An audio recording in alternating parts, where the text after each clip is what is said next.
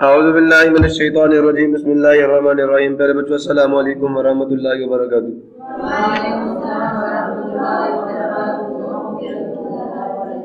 Rabbi इश्रह ली सदरी व यस्सिर ली अमरी वाहलुल उक़दतम मिन लिसानी यफ़क़हू क़ौली रब्बि ज़िदनी इल्मा रब्बि ज़िदनी इल्मा रब्बि ज़िदनी इल्मा। अल्लाहुम्मा इन्नी अस्अलुका इल्मन नाफ़िअ व रिज़्क़न तय्यिबा व अमलन मुतक़ब्बला। अल्लाहुम्मा अल्लिमनी अल किताब वल हिसाब अल्लाहुम्मा ज़क्किरनी मिन्हु मा नसीतु व अल्लिमनी मिन्हु मा जहिलतु अल्लाहुम्मा खुज़ बियदिक। मेरे बच्चों, आज हम लोग physics 9th class chapter number 4 नाम चैप्टर का टर्निंग इफेक्ट्स ऑफ फोर्सेस और lecture number 5 rigid body. The body is composed of large number of small particles। ऐसा ही है, जिनको मेटल्स कहते हैं, मॉलिक्यूल्स कहते हैं। नहीं, एक जिस्म जो है वो बना हुआ होता है large number of small particles, बहुत बड़ी तादाद में छोटे छोटे जर्रात।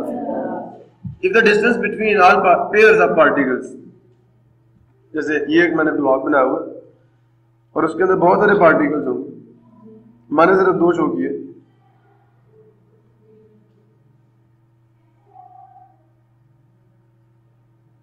ठीक है, तो कोई से 2 पेयर्स ऑफ पार्टिकल्स के दरमियान में जो डिस्टेंस है, समझ आया?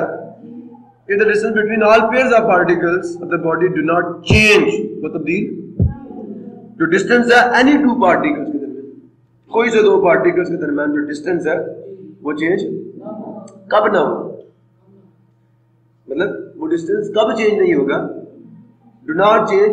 अच्छा बताओ, अगर इनके दरमियान में डिस्टेंस चेंज होगा तो बॉडी का साइज चेंज होगा नहीं होगा, शेप चेंज होगी नहीं होगी, तो की बात है। और वो कौन चेंज करती है, बॉडी की शेप कौन चेंज करती है, फोर्स। साइज कौन चेंज करती है, आज मुझे लगता है कि तीसरा चैप्टर कुछ आपको याद है। ठीक है, सो बच्चे, अगर the distance between all the pairs of particles of the body do not change by applying a force, अगर उसको कुव्वत लगाने से उसके अंदर मौजूद जो पार्टिकल्स है उनका दरमियानी distance change then it is called a rigid body। हम लोग rigid body कहते हैं। In other words, a rigid body is the one that is not deformed। दूसरी definition है, a body that is not deformed, एक ऐसा जिस्म जिसमें बिगाड़ नहीं है, चाहे वो बिगाड़ उसके साइज में हो, चाहे वो बिगाड़ उसकी शेप में हो, नहीं आता बाय फोर्स और फोर्सेस, चाहे आप उस पे एक कुव्वत लगाएं या एक से, समझ आ रही है? तो body that is not deform by force और forces acting on it is called a rigid body. या if the distance between all pairs of the particles, ठीक है, अब a body do not change by applying the force on it and the body is said to be rigid, that body is called a rigid body. समझ आया? नहीं यार, या a body that is not deformed by applying a force or forces on it is called rigid body। तो ये दोनों definition नीचे आ गई। If the distance between all pairs of particles of the body do not change by applying force, then it is called a rigid body। या a body which is not deformed by a force or forces acting on it is called a rigid body। Clear हो गया? अब axis of rotation किसको पता नहीं, ये एक point होता है या एक लाइन होती है, समझ आ? अब मेरी बात गौर से सुनो, जमीन एक गोले की शक्ल में, उसके अंदर कुछ पार्टिकल्स यहाँ पे, कुछ यहाँ पे, कुछ यहाँ, ऐसा ही है। जब जमीन रोटेट करती है तो पार्टिकल्स भी रोटेट करते हैं सर्कल, इसका सर्कल इसके ऊपर, इसका सर्कल इसके ऊपर, होता नहीं होता? होता है, लेकिन ये सारे के सारे एक सेंटर के गिर्द घूमते हैं, समझ आया? अब नीचे भी एक, इन तमाम सर्कल्स के सेंटर को जब मैं मिलाऊंगा, तमाम पार्टिकल्स के घूमने वाला जो सर्कल है, बहुत सारे पार्टिकल्स होंगे ना, वो रोटेट करेंगे, ऐसे ऐसे करेंगे, नहीं करेंगे? उन तमाम को यहाँ पे होगा तो वो बड़े सर्कल में रोटेट करेगा, उसका सेंटर भी यही होगा। समझ आया नहीं है? स्लाइसिस काट सकते हो ना इसकी, अंडा का भी काटो ना, स्लाइसेस बनती हैं उसकी। तो इन तमाम प्लेन्स के या इन तमाम सर्कल्स के अगर मैं सेंटर्स को मिलाऊं तो एक सीधी लाइन बनेगी। तो जमीन किसके गिर्द असल में घूम रही होती है? इस लाइन के गिर्द घूम रही है। हर पार्टिकल इस लाइन के गिर्द रोटेट कर रहा होता है जमीन के, जब जमीन घूमती है अपने गिर्द। ऐसा है कि नहीं बात समझे?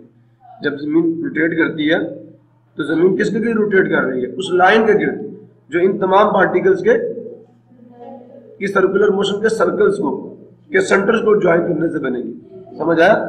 तो इसको हम कहते हैं एक्सिस ऑफ रोटेशन। नहीं समझ आया? ये वो लाइन है जिसके गिर्द आपकी बॉडी रोटेट करती है। क्लियर हो गया? क्लियर हो गया? एक ऐसा पॉइंट जिसके गिर्द को बॉडी रोटेट करे, घूमे घूमे। समझ आया? दैट पॉइंट और that line is called the axis of rotation.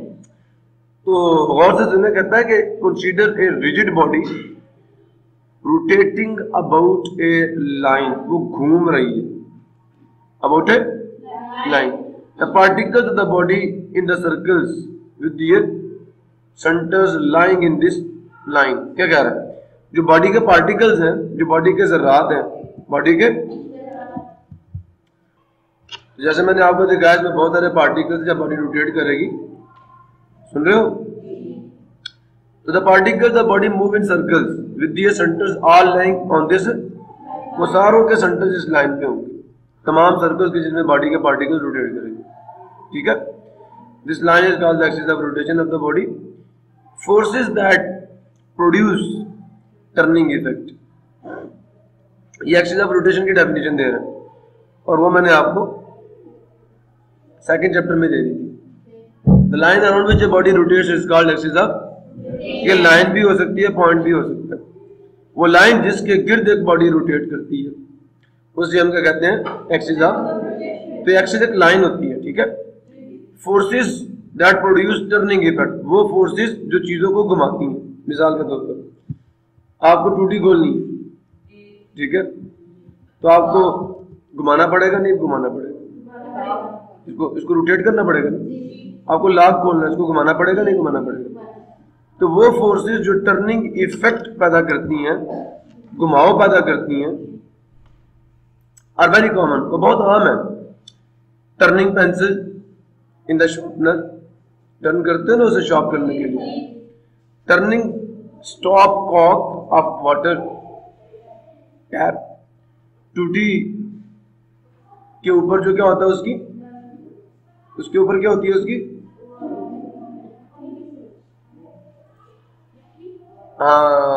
Stop Kock, उसको मुट्ठी भी क्या है, हथी जो लगी होती है उसके ऊपर, उसे आप घुमाते हैं। अब वाटर टैप, पानी का जो नल है। टर्निंग डोर नॉब, दरवाजे का जो नॉब है, जो उसकी हथी है, ठीक है, उसको हम रोटेट करते हैं एंड सो ऑन, और इस तरह की बहुत सारी चीजें। और some of the examples where a force produces turning effect, जहां पे एक फोर्स जो है वो घुमाव पैदा कर रही होती है। डिफाइन, अगर बंदा कहता है डिफाइन एक्सिस ऑफ रोटेशन, तो आपको पता होना चाहिए a line around which a body rotates is called the axis of rotation. ये दरवाजा आपको नजर आ रहा है, वी ओपन और क्लोज डोर, हम दरवाजे को खोलते हैं या बंद करते हैं। जैसे कि शक्ल में दिखा, पुशिंग और पुलिंग, जो उसको दबा कर या उसको खींच कर, धक्का देकर या खींच कर। पुश और पुल टर्न्स द डोर, यहाँ पे जो हमारा पुश या पुल होता है वो दरवाजे को घुमाता है। दरवाजा घूम के खुलता, घूम के बंद होता है ना। अबाउट इट्स हिंज, उसके कलाब, कब्जे देखते हो वहां पे, उनके गिर्द घूम कर, कलाबों के गिर्द घूम कर। और द एक्सिस ऑफ रोटेशन, या उसके एक्सिस ऑफ रोटेशन के गिर्द। द डोर इज ओपन और close due to the turning effect of the force acting on it. ये दरवाजा बंद होता है या खुलता है किसकी वजह से? Turning effect of the force की वजह से, जिसको हम टॉर्क कहते हैं। क्या कहते हैं? अब इन्होंने बड़े मजे की एक बात की कि it is easy to open and close the door by pulling और pushing it at its handle. ये दरवाजे की कलाब है, यहाँ पे वो हिंजेस लगे हुए हैं जिसके दरवाजा घूमता है। आपने हमेशा जो दरवाजे का हैंडल लगाया था, कहाँ पे लगाया होता है? इस सिरे पे। अगर यहाँ पे लगा दिया जाता तो दरवाजा आसानी से खुल जाता। चलो यहाँ बीच में लगा देते, आसानी से खुल जाता। यहाँ पे क्यों लगाते हैं?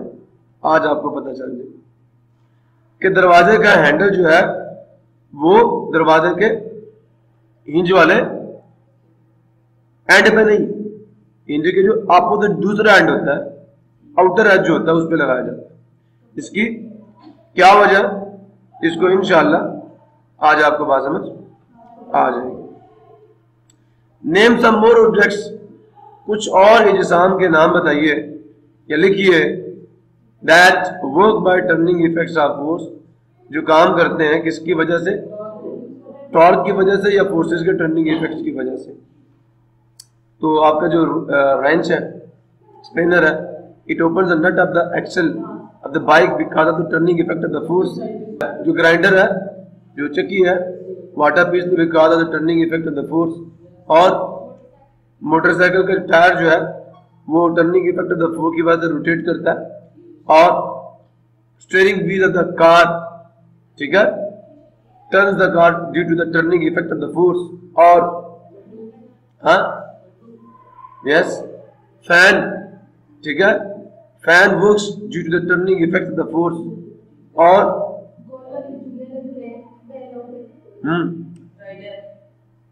फेरिस व्हील वो उसमें घूमता है, सर्कुलर मोशन में, ठीक है, सर्कल्स में मूव करते हैं ना बंदे उसमें बैठे हुए, लेकिन वो खुद रोटेट कर रहा होता है अपने सेंटर पे। चले आगे। तो जनाब टॉर्क और मूवमेंट ऑफ फोर्स जैसे टर्निंग इफेक्ट ऑफ फोर्स भी क्या था, गौर से सुनना। Turning effect of force is called torque और मूवमेंट ऑफ फोर्स। जो फोर्स के किसी चीज को घुमाने का असर है उसे हम क्या कहते हैं, उसे टॉर्क कहते हैं या मूवमेंट ऑफ फोर्स कहते हैं। अच्छा, कभी स्क्रू ड्राइवर देखा, स्क्रू ड्राइवर देखा या नहीं देखा, पेच का सर, उसके पीछे हत्ती लगी होती है छोटी सी, अगर वो हत्ती ना लगी हो बल्कि उसकी जगह पे क्या लगा हो कुछ, उसको पकड़ के खोल सकते हैं किसी चीज, क्या वजह, क्यों नहीं खोल सकते? ये सवाल मुझसे लाजमी पूछना जब मैं ये टॉपिक क्लोज करूं, जब मैं बीच में बटा डालूंगा फिर आपसे पूछूंगा। क्लियर हो गया? पहली definition they, returning effect of the force is called torque और मोमेंट ऑफ फोर्स। दूसरा आपने फोर्स की डेफिनेशन की थी, an agent which changes or tends to change, which produces or tends to rotational motion। वो मोशन थी linear motion, ये motion है रोटेशनल मोशन। कौन सी मोशन कहते हैं? रोटेशनल मोशन कहते हैं। In a body is called torque, is called torque. तो एक ऐसा एजेंट, एक ऐसा आमिल विच प्रोड्यूसेस, जो पैदा करे या पैदा करने की कोशिश करे, क्या? Rotational motion, rotatory motion. आज आपको मेरी बात सही समझ आ जाएगी जो दूसरे चैप्टर में मैंने आपको difference between the rotatory motion और सर्कुलर मोशन समझ आ गया। अभी भी वैसे बात कंप्लीट समझ नहीं आएगी जब तक का पूरा टॉपिक नहीं पढ़ लोगे, ठीक है। तो ये या तो रोटेटरी मोशन पैदा करता है या पैदा करने की कोशिश करता है इन बॉडी, तो ये टॉर्क है। तो जो काम लीनियर मोशन में फोर्स कर रही होती है वही ड्यूटी किसकी होती है? रोटेशनल मोशन में टॉर्क की होती है। लीनियर मोशन में एक्सेलरेशन कौन पैदा करता है? फोर्स। तो एक एजेंट है, एक फिजिकल क्वांटिटी है जो लीनियर एक्सेलरेशन पैदा करती है। समझ आया? लीनियर मोशन को चेंज करती है।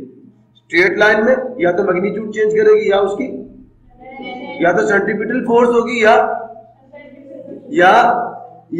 लीनियर फोर्स जो मैग्नीट्यूड चेंज करेगी, डायरेक्शन ऑफ मोशन में लगेगी ना। याद आया नहीं यार? तो सर्कुलर मोशन जो थी वो ट्रांसलेटरी मोशन थी ना, एक लाइन पे मोशन थी, तो फोर्स सेंट्रीपिटल फोर्स प्रोड्यूस कर रही थी। रोटेटरी मोशन जो है इसके लिए सेंट्रीपिटल फोर्स नहीं चाहिए, इसके लिए टॉर्क चाहिए। टॉर्क वो एजेंट है जो बॉडीज में रोटेशनल एक्सेलरेशन पैदा करता है। ये रोटेशनल वेलोसिटी को चेंज करता है, इंक्रीज भी कर सकता है और मैंने कहा था force produces the acceleration. Newton second law of motion ये कहता है ना, force produces the acceleration in a body, याद आया, in the direction of force. Net force अपनी डायरेक्शन में एक्सेलरेशन पैदा करती है। जो टॉर्क होता है ये भी वेक्टर क्वांटिटी है, और ये भी अपनी डायरेक्शन में चीजों के अंदर क्या पैदा करता है, रोटेशनल एक्सेलरेशन पैदा करता है। घूमते हुए हिस्सा को मजीद तेज कर देगा या आहिस्ता कर देगा या घुमाना शुरू कर देगा। ये रोटेशनल वेलोसिटी को चेंज कर, बात याद रहेगी नहीं रहेगी, कन्वर्ट होगी। फोर्स वाले चैप्टर में कन्वर्ट हो गया चैप्टर। अब जैसे जो काम फोर्स करती है ना कि लीनियर वेलोसिटी के मैग्नीट्यूड को बढ़ाएगी, अगर उसकी डायरेक्शन में लग जाए, अगर उसके अपोजिट लग जाए तो कम करेगी।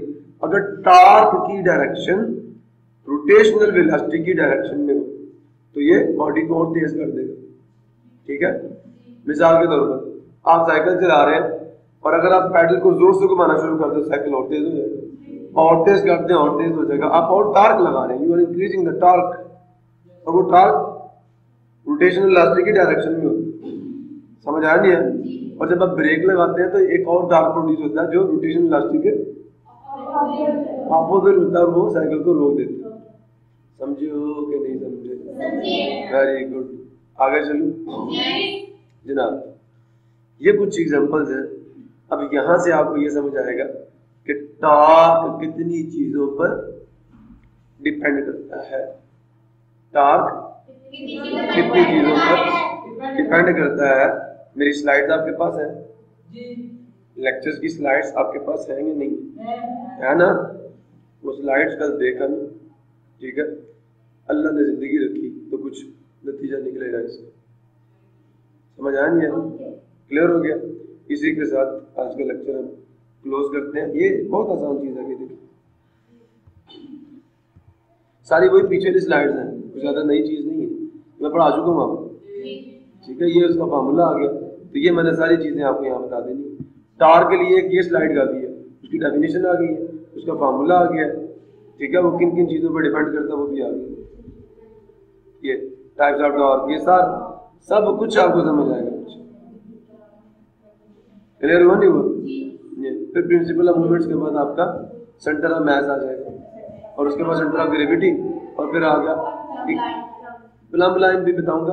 और ये पूरा एक सेंटर ऑफ ग्रेविटी के टॉपिक है, सारा सेंटर ऑफ ग्रेविटी के बारे में। फिर कपल आएगा और फिर इक्विलिब्रियम आ जाएगा, और बस वो इक्विलिब्रियम की क्या कंडीशंस हैं, दो बातें हैं टोटल, आगे एक्सप्लेनेशन है। हमारे नजदीक दो बातें इंपॉर्टेंट है।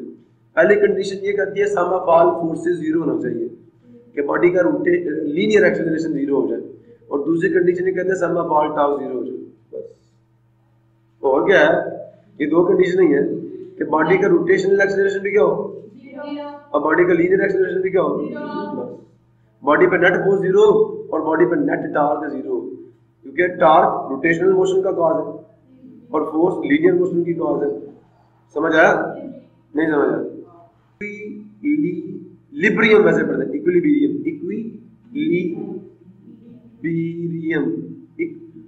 गोरे पर इक्विलिब्रियम लिब्रा स्टार्स का पता है, ये उनका एक वहम है, लियो और पता नहीं क्या स्कॉर्पियन और ये वो होते हैं ना स्टार्स, बुर्ज वगैरह, ये नहीं समझ आया? तो उसमें एक लिब्रा तराजू होता है उसका निशान, और लियो का शेर होता है, तो लिब्रा वहां से। इक्विलिब्रियम असल में क्या है? तवाजुन। उर्दू में इसका मतलब क्या? तवाजुन। ठीक है, नहीं समझ आया? जैसे कहते हैं इसका दिमागी तवाजुन ठीक हो गया। नहीं यार, खराब क्यों करते हो? दिमागी तवाजुन ठीक है, क्यों डिस्टर्बेंस लाते हो दिमाग में यार? अच्छा खासा बंदा तुम्हारे बैठो पे तो खराब है। चलो अल्लाह हाफिज़।